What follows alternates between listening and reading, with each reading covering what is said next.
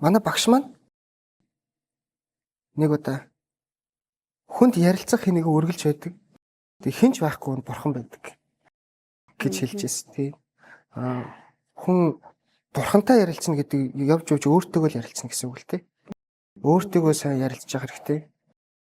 Тэгээд зөв зүйл хийж ийн гэдэгтээ би зөв юм хийж байгаа, би энэ хүний төлөө тэмцэж байгаа гэдэг бодолтой тийм байгаа цагт уг нь хүн ингээд нэг ажлаас хавшраал ядраад тах тийм юм байхгүй л тий. Айргийн сөнгийн дэрэгдээс дуурсах яруу аялгуу ангирт нуурын мандлыг сувдаар бүрхсэн орон атрын хөндийг чимсэн амуу тарианы шарига отрын хөндөд төргэлсэн адуун сүргийн бараа нэр нь хүртэл төв дүрэн хүртэл төв сайхан нутаг төв аймаг биднийхээ төв түмэн зөв түмэн. Би болохоор Төв аймгийн Жаргалан цуманд төрсөн. Тэгээд аав маань Баян цагаан сумынх, ээж маань Жаргалан сумынх. Иймч болох мөрөөдөл бол бүр их бага их л та. Эрчим дэмжлэгээний тасаг гэдгээ эхлээд тайлбарлах хэрэгтэй байх л та. Эрчим дэмжлэгээний тасаг гэдэг нь ямар тасаг юм бэ гэхээр тэнд эргэтэн дэмжих болон орлуулах хэмжлэгээ хийдэг. Тэгэхээр үндсэндээ энэ анагаах ухааны технологийн дэвшилгүүгээр ингээд хөгжөөд яваад тах тийм боломж байхгүй. Тэгэхээр үргэлж технологийн хувьд бол шинжлэгдэж байна. Бид нар жишээ нь амьсгалыг бол амьсгалын аппаратаар орлуулж болшгүй эрхнүүд байна л да. Тэмээ төв мэдрэлийн систем, зүрх судас гэдэг юм. Тэднийг ингээд дэмжих тийм эмчилгээнүүд ингээд хийгээд явдаг.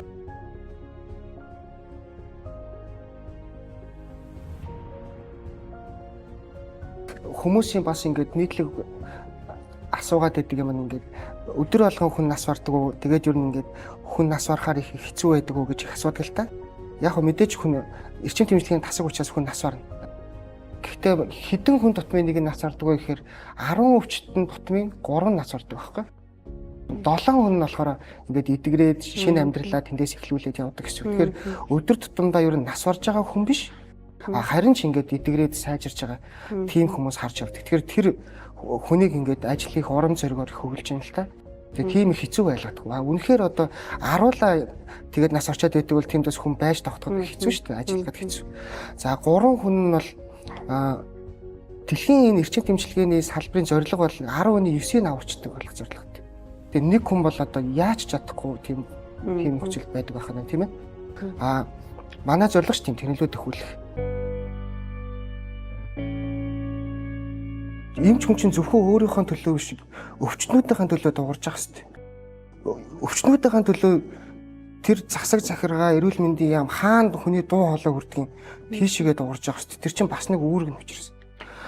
Өвчтнүүд рүүгээ олон нийт рүүгээ ч гэсэн ингээд чадлахаа хэрээр дуурж явах хэрэгтэй. Жишээ нь Дармын Батбаяр нэг өгүүлэг дээр байдаг хөө. Хүн бол угаасаа юм бууны гол шиг харанхуу. Тэрийг ингээд эрдмийн сүмбээр сүмгэтэж гэгээ оруулж явах хэрэгтэй гэж тэгж хэлсэн.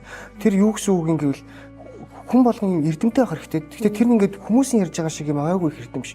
Бүх нийтээрээ юм эрүүл мэндийн хувьд боловсралтай болох хэрэгтэй. Өнөөдөр ингээд эрчим тэмчилгээний эмч хийгээд байж хахад харамсмаар юм зөндөө бол бид нар Монгол хүн өнөөдөр ерөөсөй чихрийн шижийн өвчний хүндрэлээр өхгүй байж болно. Чихрийн шижин тусахгүй байж болно. Энэ чинь амьдралын хөвчлээс болж байгаа юм. Монголчууд хизээж архины орлогоор нас барахгүй байж болно. Найруулагчийн хөвчлөөр нас барахгүй байж болно. Артерийн дараалт ихсгүй байж, цус харахгүй байж болох байхгүй юм чинь. Өөрчлөн сэргийлж болно. Энэ чинь ингээд өвчин хэлж ирдгүү хийж ирдэг гэдэг чинь бодлоо өвчин үргэлж ингээд хүний амьдрал олон жилийн өмнөөс ингээд хилээд ингээд дохио өгчөж ингэж ирж байгаа. Гэтэл бид нар өнөөдөр нийгмээрээ зөв хоол хэрэгэлдэг тийм ээ ингээд тархалтгүй юм байвал зөндөө олон юм өвчнөөс сэргийлж болох байтал бид нар өнөөдөр тэгж чадахгүй энэ эрдэнэт хүний амь насыг гарын салаагаар алдчихад тэртээ тэргүй имжлэгээг болоод оройтод ингээд явж байхад тийм чи энэ хүн энийг тусахгүй байж болох байсан да гэдэг бодол ар гэрийнхэнд үлддэггүй маа гэхэд эмчилж байгаа эмч хүнд үлдчихэж байгаа шүү дээ. Тийм учраас бидний нийгэм рүү чиглэсэн нийгмийн эрүүл мэндийг сайжруулсан урьдчилан сэргийлэх анагаах ухаанд маш их мөнгө төсвөлсөн хүчрхэг тэр нэг анагаах ухааныг дээдлжээж энд хүн төрөлхтнийг хайрладаг бид нар гэдгийг харуулсан тийм нийгмийг ингээд бүтээх ёстой байтал ингээд сайднаар нь солигдсон ингэсэн тэгсэн тийм байхад мэрэгч яг энэгээр ингээд өвчтөнд хайртай юмч тэр бухимдах ёстой байхгүй.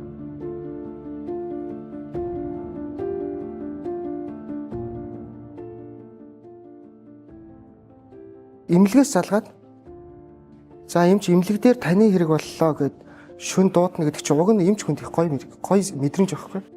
Тийм тэр нь хүмүүс ингэж боддог юм шиг байна. Шүн оройгүй ингээд имлэг яваад их ядардаг байх гэв.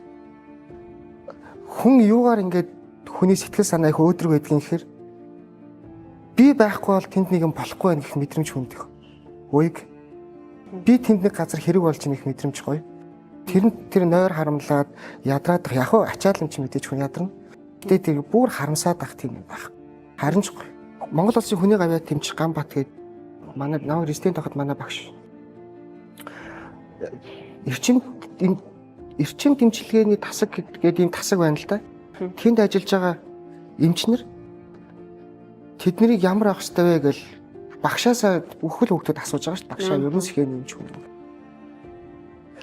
Эмч хүн өвчтөндөө аав ээжээсээ ингээд илүү хандах хэрэгтэй. Тэгээд аав ээжтэйг адилхан хандаж болох. Хүн бол одоо аав ээжтэй бол яаж ч хандаж болно. Аав ээжигээ тоохгүй байж болно. Тоохгүй бол аав ээж нь гомдохгүй. Аав ээж нь юм чинь. Өвчтөнд бол тэгж хандаж болох.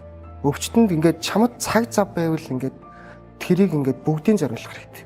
Яагаад гэвэл хүн ингээд хүний амьдрал яг мөнх бус л да, мөнх бус. Гэхдээ тэнд ингээд өөрийнхөө чадах бүх юмыг зориулаад тэрний дараа болохгүй байсан ч ингээд сэтгэл төрөг. Ингээд дараа нь би ингээд нэг тэгээд үдцсэн бол гэдэг бодолтой үлдэж болох. Бүгдийг ингээд тэгээд болоогүй штэ гэдэг бодолтой үлдчихвэл дараа нь ингээд сэтгэлд тор хачаа багт. Тийм байдаг. Тэгээд ер нь бол ажил дээр байж байгаа сонирхолтой шүү.